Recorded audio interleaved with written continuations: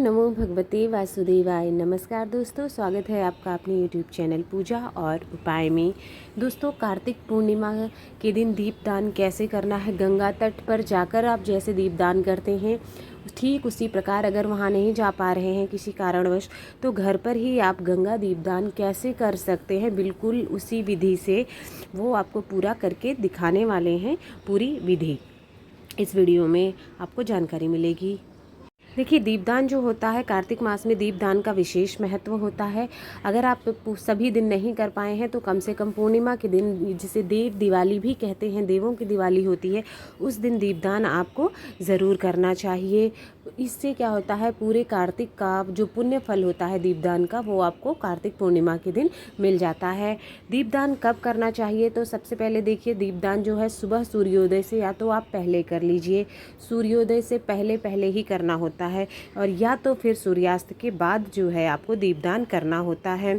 तो घर पे अगर आप दीपदान कर रहे हैं, नदी तट पर नहीं जा पाए हैं, तो इस प्रकार से देखिए, एक रंगोली बना लीजिए आप एक स्थान पर, या चौक पूर लीजिए, आटे से चौक पूर लीजिए, हल्दी से बना लीजिए, या तो फिर जो रंगोली वाले कलर्स होते हैं उनसे आप रंगोली बना लीजिए। साथ ही साथ इस तरह से स्वास्तिक बना लीजिए। स्वास्तिक बहुत ही शुभ होता है। यहाँ पर विष्णु भगवान को मैं स्थापित कर रही हूँ, पर विष्णु भगवान की पूजा आपको कैसे करनी है वो पूरी पूजा विधि, कार्तिक पूर्णिमा पूजा विधि जो है आपको चैनल पर मिल जाएगी। आप विष्णु भगवान की विधि विधान से उस तरीके से पूजा करिएगा। यहाँ पर आपको केवल दीपदान कैसे करना है, जैसे आप नदी तट पर जाते हैं, स्नान करने के बाद दीपदान नदी तट पर करते हैं, उसी प्रकार से केवल दीपदान जो आप कर रहे हैं सूर्योदय से पहले या सूर्योदय या सूर्यास्त के बाद, वो कैसे करना है वो आपको बताने वाले हैं। इस तरह से आपको एक परात ले लेनी है, बड़ा बर्तन, थाली या बड़ा थाली ले लेना है, उस पर इस प्रकार से स्वास्तिक बना लेना है रोली से। ठीक है, उसके बाद आपको लेने होंगे पत्ते पीपल के। पीपल के पत्ते में माना जाता है विष्णु भगवान माता लक्ष्मी दोनों का निवास होता है। अगर वो नहीं मिल पाते हैं तो आप पान के पत्ते भी ले सकते हैं, पीपल के पत्ते ना मिल पाए तो। इस प्रकार से आपको दीपदान के लिए कम से कम देखिए 5, 7, 11 इस तरह से आप दीपदान करिएगा। जितने भी आप दीपदान कर सकते हैं उतना ही आपके लिए अच्छा माना जाता है। तो इसको हम मान लेंगे कि हम नदी के तट पर हैं। इस प्रकार से अगर आप बाहर नदी तट पर जाते तो भी आपको इसी प्रकार से करना है। परात रखने के बाद इस तरह से हम आसपास आपके फूलों की माला हो तो उसे थोड़ा सजा देंगे अच्छा प्रकार से। उसके बाद हम उसमें 1 लोटा जल डाल देते हैं, परात में 1 लोटा 2 लोटा जल डाल देंगे और कृत्रिम गंगा बनाएंगे। मतलब गंगा तो हमारे पास हम नहीं जा पाए हैं, लेकिन कृत्रिम गंगा जल जो हमारा होता है, गंगा पानी डालने के बाद उसमें थोड़ा सा गंगा जल मिला दीजिएगा। इससे क्या होता है, आपका पूरा जल ही गंगा जल जैसा बन जाता है। आप तो इसे ही हम कहते हैं कृत्रिम गंगा हमने बना लिया है। कृत्रिम गंगा बना लिया, अब इसी में हमको दीपदान करना है और विधिवत पूजा करनी है। इसके बाद आपने जो पीपल के पत्ते लिए हुए थे, अब आपको जो गंगा बना ली, तो गंगा पूजन आपको कैसे करना है, आप फूल पे अर्पित करिएगा। इस तरह से आप सीधे फूल अर्पित करते हैं या फिर ऐसे भी आप फूल चढ़ा देंगे। नदी तट पर है तो भी आपको इसी प्रकार से करना है। उसके बाद आपको दीपक तैयार कर लेने हैं। इस प्रकार से 7 दीपक, 5 दीपक, 11 दीपक, जितने आपकी सामर्थ्य है, जितना आप दीपदान करना चाहते हैं उतने दीपक आप इस प्रकार तैयार कर लीजिएगा।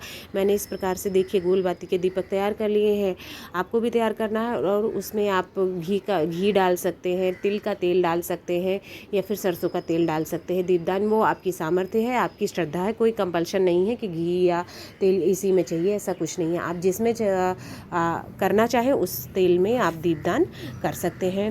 उसके बाद जो है हमने इस तरह से पीपल के पत्ते पर जो है टीका रोली से कर लिया है। आप हल्दी से भी टीका कर सकते हैं क्योंकि विष्णु भगवान की पूजा में विशेष माना जाता है। तो रोली से और हल्दी से हमको टीका कर लेने के बाद में हम पीपल के पत्तों को, जो हमारा गंगा जी हमने बनाया हुआ है, उनके चारों तरफ इस प्रकार से रख देंगे और दीपक जला करके प्रज्वलित करके सभी जगह पर हमको इस प्रकार से आसपास दीपक जला करके रख देना है, दीपदान कर देना है। आपके अनुसार मैंने 7 दीपक रखे हुए हैं, 7 दीपक का। उसके बाद गंगा जी में आप पीपल के पत्ते पर डायरेक्ट हम, जैसे कि उसका महत्व अलग होता है जो हम प्रवाहित करते हैं। नदी तट पर जो हम दीपदान करते हैं, यानी बाहर ही जल के जो दीपक जला के रख देते हैं, उसका महत्व अलग होता है। और नदी के अंदर जो हम दीपक जला के प्रवाहित करते हैं, उसका महत्व अलग होता है। तो आप वो भी कर सकते हैं। इस तरह से हमने नदी के तट के जैसा दीपदान कर लिया, यानी गंगा जल के बाहर दीपदान कर लिया। उसके बाद पीपल के पत्तों पर ही हम इस प्रकार से बाती लगा करके, जैसे नदी में प्रवाहित करते हैं,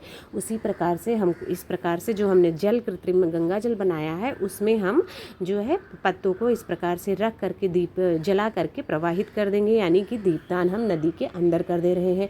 दोनों का बहुत महत्व होता है और अलग ही फल मिलता है दीपदान का। ठीक है, ये हमने कर लिया। इसके बाद जब हम दीपदान कर लेंगे तो हमको पूजा अर्चना करनी होगी विधिवत गंगा माता की। गंगा माता की पूजा करने के लिए आप उसी में थोड़ा सा जो है रोली डाल दीजिएगा, जो आपने गंगा जी बनाई हुई हैं। इसके साथ ही साथ उसमें थोड़ा सा अक्षत डाल दीजिएगा, अक्षत टूटे हुए ना हो। साथ ही साथ में काले तिल डाल दीजिएगा। काले तिल क्या होते हैं, पितरों के लिए भी बहुत अच्छे माने जाते हैं। आप पितरों का तर्पण कर देते हैं और आपके दुख मुसीबतें जो हैं वो टल जाती हैं, तो इसलिए कर दीजिएगा। उसके बाद धूप बत्ती जला करके आप धूप से आरती कर लीजिएगा।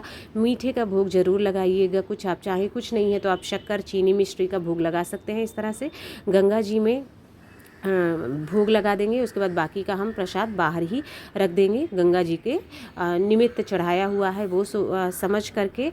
और जो भी मौसमी फल हमको आसानी से मिल जाएगा, वो सब चीज़ें भी हम चढ़ा देते हैं भोग प्रसाद के रूप में। बाद में जो है उसको हमको हटा करके कुछ आप स्वयं भी खा सकते हैं उस प्रसाद को, बाकी का आप दान भी दे सकते हैं। वो आपके ऊपर डिपेंड करता है, मतलब कुछ आप स्वयं खा लीजिए, बाकी दूसरों में वो प्रसाद बांट दीजिए, तो वो दान जैसा ही हो जाता है। इसके बाद आपको गंगा माता की विधि विधान से गा करके आरती करनी है।